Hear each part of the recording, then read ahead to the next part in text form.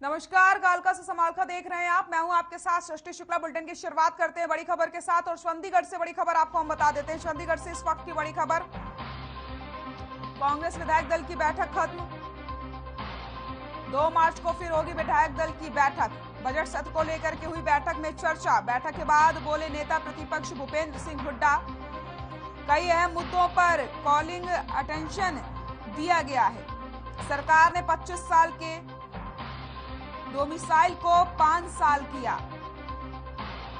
तो कांग्रेस विधायक दल की बैठक खत्म हो गई है। बजट सत्र को लेकर के बैठक में चर्चा की गई है। चंडीगढ़ से बड़ी खबर आपको बता रहे हैं। 2 मार्च को फिर होगी विधायक दल की बैठक। बैठक के बाद बोले नेता प्रतिपक्ष भूपेंद्र सिंह हुड्डा।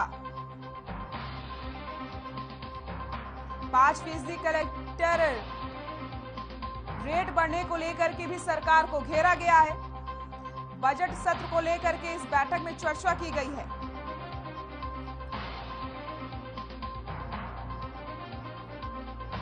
कांग्रेस विधायक दल की बैठक खत्म हो गई है। 2 मार्च को फिर से विधायक दल की बैठक का आयोजन किया जाएगा। चंडीगढ़ से बड़ी खबर आपको बता रहे हैं।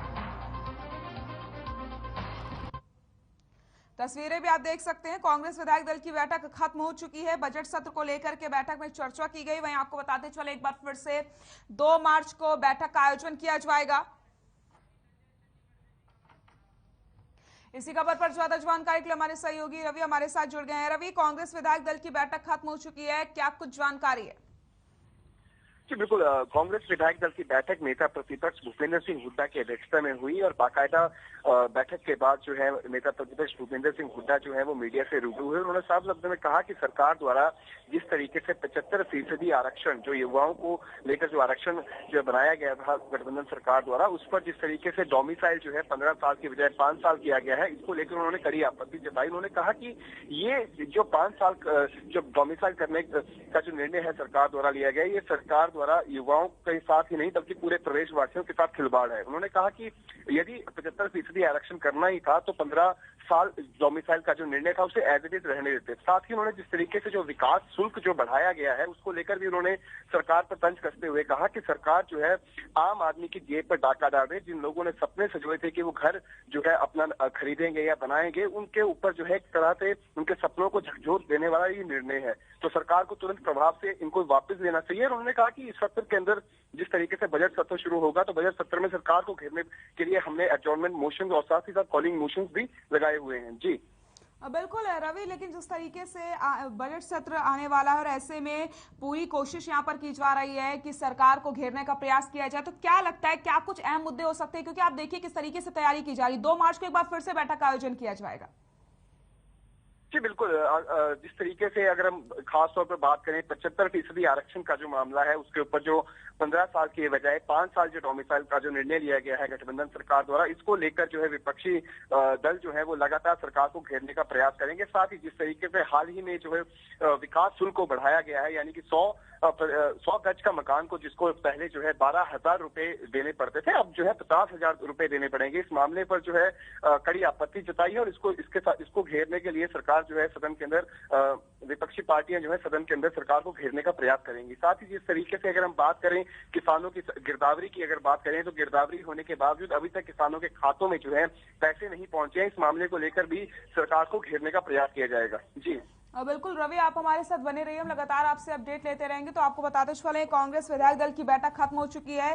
बजट सत्र को लेकर के बैठक में चर्चा की गई है। 2 मार्च को फिर से विधायक दल की बैठक होगी जिसमें और भी कई मुद्दों पर चर्चा हो सकती है।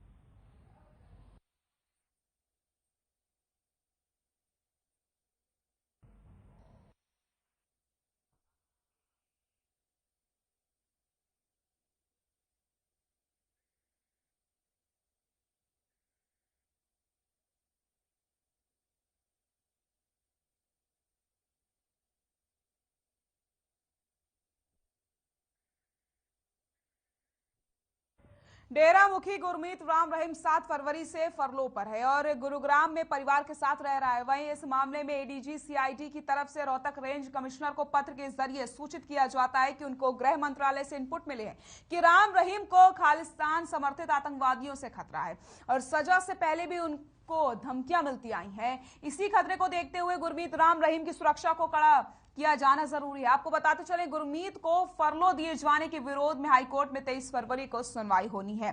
तो गुरमीत राम रहीम को Z+ सुरक्षा दी गई है।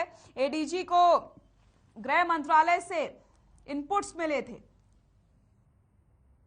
पंजाब चुनाव से पहले फरलो पर बाहर आए डेरा सच्चा सौदा प्रमुख राम रहीम को Z+ सिक्योरिटी दी गई है। हरियाणा सरकार ने खालिस्तानियों से जान का खतरा बताते हुए उनकी सुरक्षा बढ़ा दी है।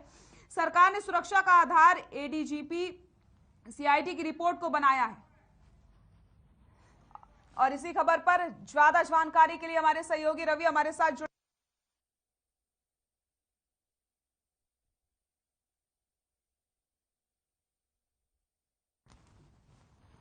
तो राम रहीम पंजाब में विधानसभा चुनाव से पहले 21 दिन की फरलो पर बाहर आए हैं। चुनाव से ठीक पहले फरलो मिली थी और जिसके बाद विपक्ष ने भी कई सारे सवाल खड़े किए थे। अब आपको बताते चलें,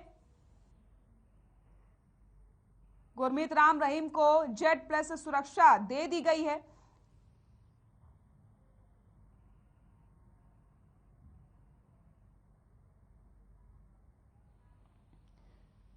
डेरा मुखी गुरमीत राम रहीम 7 फरवरी से फरलो पर है और गुरुग्राम में परिवार के साथ ही रह रहा है। आपको बताते चलें, डेरा सच्चा सौदा प्रमुख गुरमीत राम रहीम हत्या के मामलों में सीधे तौर पर शामिल नहीं है। उसने वास्तविक रूप से हत्याओं को अंजाम नहीं दिया था। हरियाणा सरकार का मानना है कि डेरा प्रमुख को इन हत्याओं के सहभुक्तों के साथ आपराधिक साजिश रचने के लिए ही दोषी ठहराया गया था। हरियाणा सरकार ने डेरा प्रमुख को 21 दिन की फरलो पर रिहा करने के लिए हरियाणा सरकार के फैसले को चुनौती देने वाली एक याचिका पर हाईकोर्ट में ये जानकारी दी है। और आपको बताते चले, 23 फरवरी को फरलो के विरोध में भी सुनवाई होनी है। एडीजी को गृह मंत्रालय से इनपुट्स मिले थे, जिसके बाद आपको बताते चले गुरमीत को खालिस्तानी आतंकियों से खतरा बताया गया था और अब गुरमीत राम रहीम को Z+ सिक्योरिटी दे दी गई है।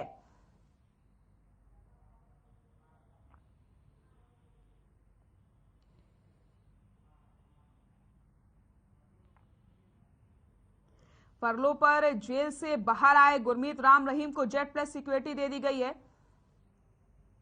इस संबंध में एडीजी सीआईडी की तरफ से रोहतक रेंज कमिश्नर को पत्र लिखा गया था।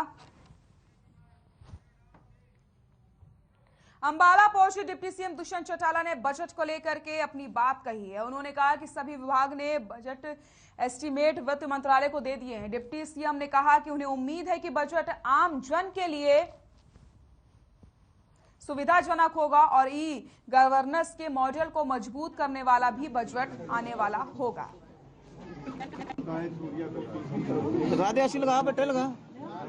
पूरा विश्वास है कि इस साल का जो बजट होगा वो आम जन को बेहतर सुविधा और कैसे ई-गवर्नेंस के मॉडल को और मजबूत किया जाए उसके प्रति बेहतर रखेगा। केंद्र के बजट ने भी डिजिटलाइजेशन का लाभ पूरी तौर पर उठाने का काम किया है और प्रदेश का बजट भी इस और एक नया कदम उठाता है।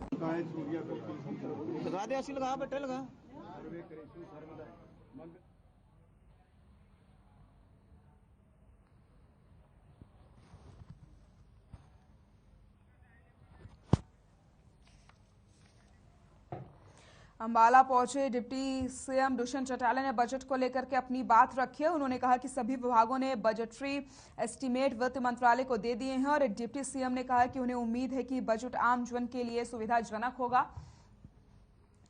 ई-गवर्नेंस के मॉडल को मजबूत करने वाला यह बजट होगा।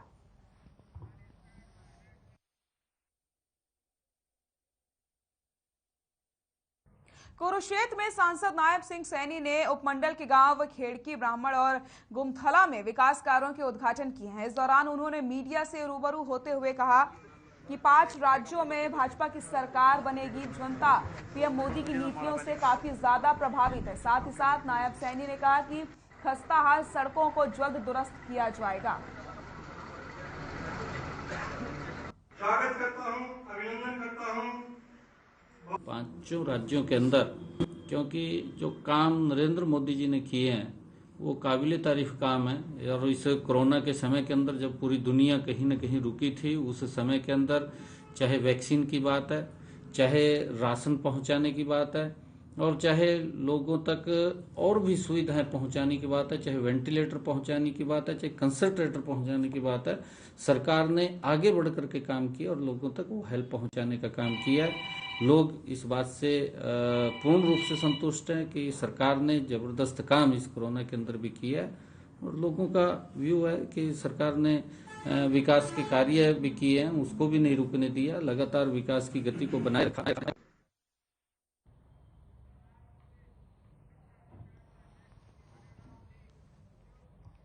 करनाल के घरौड़ा थाने में खाकी दागदार हो चुकी है। खाकी पर कलंक लगाने वाला कोई और नहीं बल्कि थाने का ही एक होमगार्ड है। आपको बताते चले, महिला किसी मामले में शिकायत लेकर थाने पहुंचती है, उसी वक्त महिला के साथ होमगार्ड ने दुष्कर्म किया है। पीड़िता ने घरौड़ा डीएसपी को आरोपी के खिलाफ कार्रवाई की गुहार भी लगाई है। वहीं डीएसपी ने महिला को मेडिकल के लिए भेज दिया है।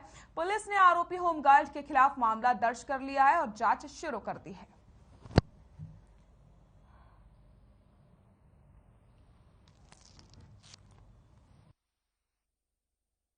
गाली दे रहे थे उल्टा सीधा। वो दरखास्त लिखाने आई थी थाने में। कौन दे रहा फोन पे धमकी?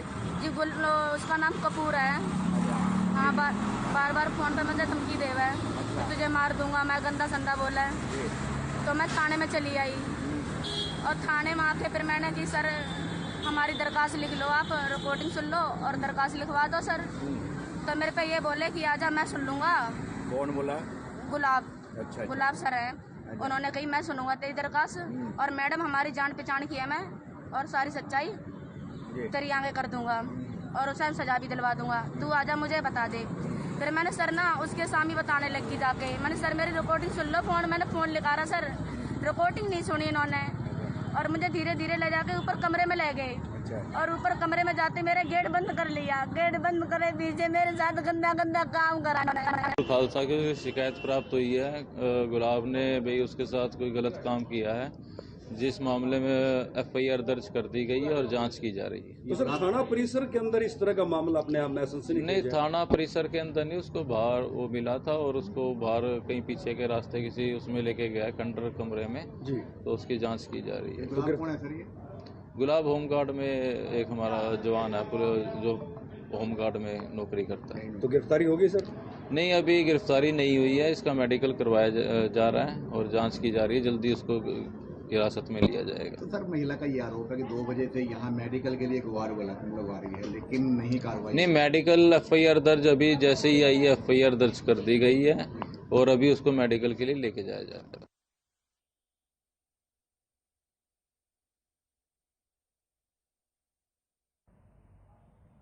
कालका से समालका में फिलहाल के लिए इतना ही। नमस्कार।